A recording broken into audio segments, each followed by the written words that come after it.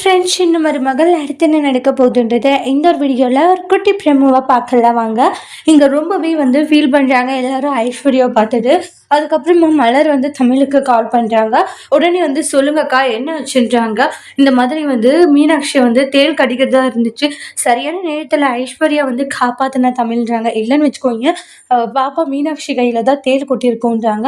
ஐஸ்வர்யா தேள் கொட்டிடுறதுனால விஷம் ஃபுல்லாக ஏறிடுச்சான். ரொம்ப சீரியஸ் கண்டிஷனில் இருக்கா ஐஸ்வர்யா.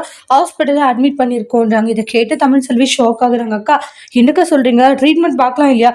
அதுக்காக ட்ரீட்மெண்ட் எல்லாம் பார்த்துக்கிட்டு தான் இருக்குன்றாங்க. என்ன பண்ணுறதுன்ட்டு ஒன்றுமே புரியல தமிழ், எங்களுக்கும் அப்படின்றாங்க.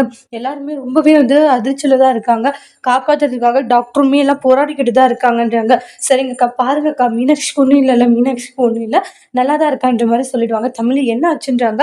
நடந்த விஷயத்த பாட்டிக்கிட்டே அவங்களுடைய அம்மா கிட்டேயும் சொல்கிறாங்க. அச்சுச்சோ, அந்த பொண்ணு நம்ம பேத்தியை காப்பாற்றுறதுக்காக அந்த பொண்ணு அவள் உயிரவே பணிய வச்சுட்டாளே அப்படின்றாங்க.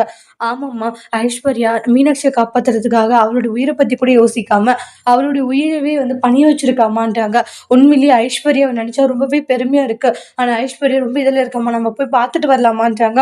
உடனே பாட்டி இருந்துட்டு போடாண்டி, இப்படிப்பட்ட நேரத்தில் கூட நம்ம போலினா அது நல்லா இருக்காது தமிழ்ன்றாங்க. முதல்ல நடுங்க போய் பார்த்துட்டு வரலான்னு சொல்லிட்டு எல்லாருமே கிளம்புறாங்க.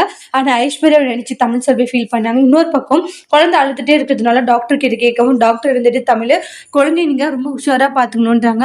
குழந்தைக்கு ட்வின்ஸ்ன்றதுனால ஒருத்தருக்கு உடம்பு முடியலன்னா கூட இன்னொருத்தருக்கு வரும் அப்படின்ற மாதிரி எல்லாம் சொல்றாங்க. குழந்தை அழுதுட்டே இருக்கிறதுக்கு ரீசன் சொல்றாங்க. குழந்தை ரொம்பவே நீங்க நல்லா பார்த்துக்கணும், கொஞ்சம் நீங்க கேர்லெஸ்ஸா இருந்தா கூட குழந்தையோட உயிருக்கு ஆபத்துன்ற மாதிரி அவங்க குழந்தைக்கு ஏதோ ப்ராப்ளம் இருக்கிறத சொல்றாங்க. கேட்ட தமிழ் செல்வி குடும்பமே ஷாக் ஆகுது.